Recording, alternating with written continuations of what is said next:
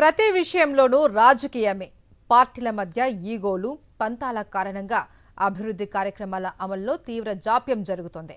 ఉమ్మడి నిజామాబాద్ జిల్లాలో ఓ స్కూల్ను ఎక్కడ ఏర్పాటు చేయాలి అన్న అంశంపై రెండు జాతీయ పార్టీల మధ్య రగడ జరుగుతుంది. చట్టసభలో తన ఒత్తిడి మేరకే స్కూల్ మంజూరైంది కాబట్టి అది తన గ్రామంలోనే పెట్టాలి అని బీజేపీ ఎమ్మెల్యే పట్టుబడుతున్నారు. స్కూలు మంజూరు చేసింది తాము కాబట్టి దాన్ని తాము చెప్పిన చోటనే ఏర్పాటు చేయాలి అని కాంగ్రెస్ నేతలు వాదిస్తున్నారు. ఈ రెండు పార్టీల మధ్య ఆధిపత్య పోరు కారణంగా స్కూలు మంజూరై చాలా కాలమైనా ఇంతవరకు దాని నిర్మాణం మొదలు కాలేదు.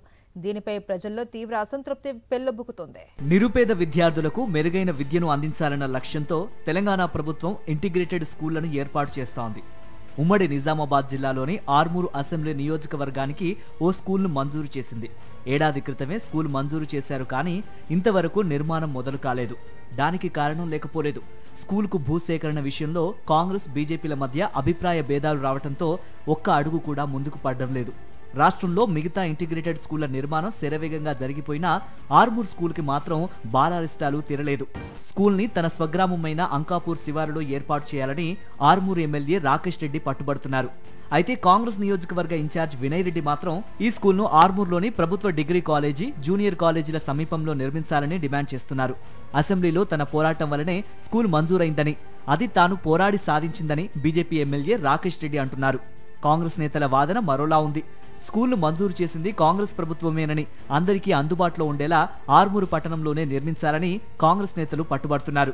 స్కూల్ మంజూరైన కొత్తలో అధికారులంతా అంకాపూర్లోనే స్కూల్ ఏర్పాటు చేయాలని నిర్ణయించారని, అక్కడ నిర్మిస్తే బీజేపీకి క్రెడిట్ వస్తుందనే కాంగ్రెస్ నేతలు చిల్లర రాజకీయాలు చేసి స్కూల్ను ఆర్మూర్కు తరలించాలని చూస్తున్నారని బీజేపీ ఆరోపిస్తోంది. అంటే కొన్ని నెలల కింద శాంక్షన్ అయినటువంటి ఇంటిగ్రేటెడ్ స్కూల్ పరిస్థితి చూస్తే దయనీయంగా మారింది. దీనికి ప్రధాన కారణం కాంగ్రెస్ పార్టీ నాయకులు. సో ముఖ్యంగా చెప్పాలంటే దీనికి ఇంకో ముఖ్య కారణం ఎవరనంటే ఇక్కడ ఉన్న ముఖ్యమంత్రి రేవంత్ రెడ్డి గారు. ఎందుకు ఇంత కళాఖండిగా రేవంత్ రెడ్డి గారి పేరు చెప్తున్నామంటే, ఆ రోజు అసెంబ్లీ సాక్షిగా మా రాకేష్ అన్న గారు అంత ఫైట్ చేసి అందరు మినిస్టర్ల దగ్గర తిరిగి ఇక్కడ ప్రతిపక్షంలో ఉన్నప్పటికీ కూడా ఇంటిగ్రేటెడ్ స్కూల్ని శాంక్షన్ మంజూరు చేయించడం జరిగింది. దాన్ని అప్పుడప్పుడే అసెంబ్లీలో ఏదో కల్లుబుల్లి మాటలు చెప్పినట్టుగా మా రాకేష్ రెడ్డి కూడా అడిగిండు, నేను ఇచ్చిన అని చెప్పేసి దాన్ని ఏదో తూతుమంత్రంగా శాంక్షన్ చేసేసి ఇక్కడ ఒక కంట్రవర్సీ, ప్రభుత్వ అధికారులు అందరూ వచ్చి ఒక ప్లేస్ని డిసైడ్ చేసి ఇది చాలా బాగుంది, అందరికి కన్వీనియంట్గా ఉంటుందని చెప్పేసి డిసైడ్ చేసిన తర్వాత బీజేపీ వాళ్ళకి కానీ లేదా పేద ప్రజలకు సంబంధించిన నాయకులకు కానీ ఎలాంటి ప్రభుత్వ బెనిఫిట్స్ ఇవ్వకూడదనేదే కాంగ్రెస్ లక్ష్యం. స్కూల్ విషయంలో తాము రాజకీయం చేయడం లేదని కాంగ్రెస్ అంటోంది. విద్యార్థుల సౌలభ్యాన్ని దృష్టిలో పెట్టుకునే ఆర్మూర్లో స్కూల్ నిర్మించాలని తాము సూచిస్తున్నామని హస్తం పార్టీ నేతలు అంటున్నారు.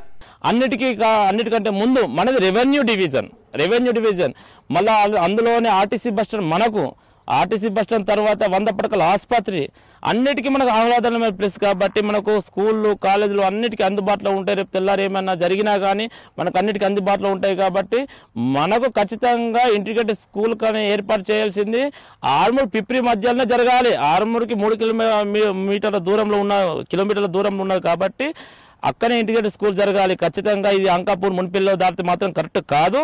విద్యార్థుల పక్షాన మేము కోరుకునేది ఒకటే, అంకాపూర్ మున్పిల్ల మధ్యలో వద్దు, మాకు పిప్రి ఆర్మూర్ మధ్యలో ముద్దు అని మేము అడుగుతున్నాం. అధికార పార్టీ ఇన్ఛార్జి ఎమ్మెల్యే భేషజాలకు పోకుండా ఇద్దరూ కలిసి చర్చించుకుని సానుకూల నిర్ణయం తీసుకోవాలని స్థానికులు కోరుతున్నారు.